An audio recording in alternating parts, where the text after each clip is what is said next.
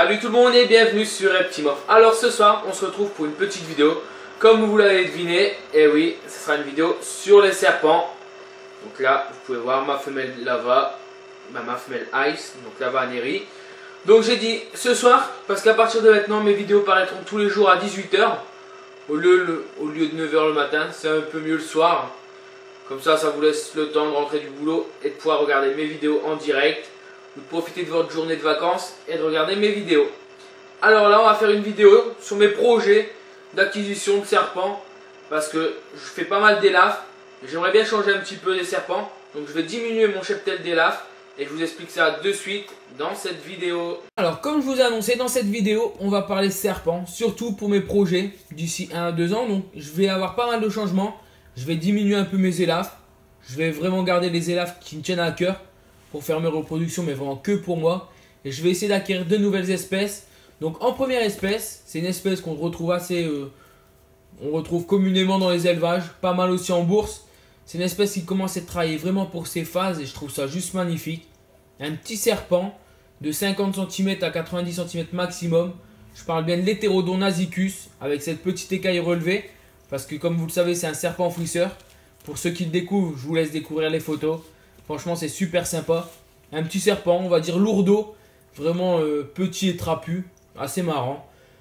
Un petit, on va dire aussi serpent groin, dû à son nez. C'est juste sa spécificité. Aussi, puis, il peut pousser des petits bruissements pour se défendre. C'est vraiment pour impressionner. Il n'y a vraiment pas de morsure. Après, il tape. Mais il n'y a pas vraiment de morsure chez ce serpent. Donc après, pour la deuxième espèce, c'est une espèce un peu plus grande.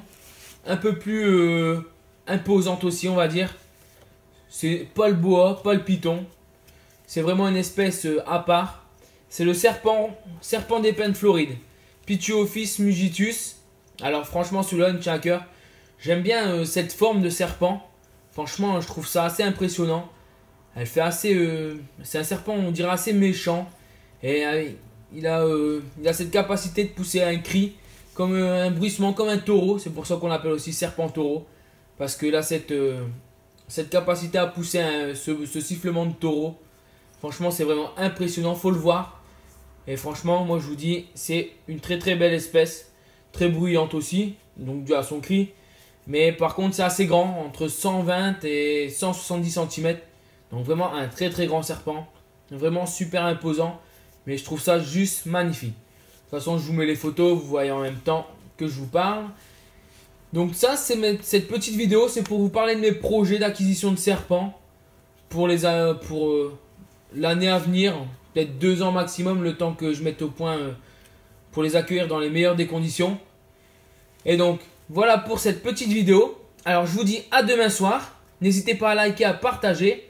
On continue tous ensemble et je vous dis à demain pour une prochaine vidéo.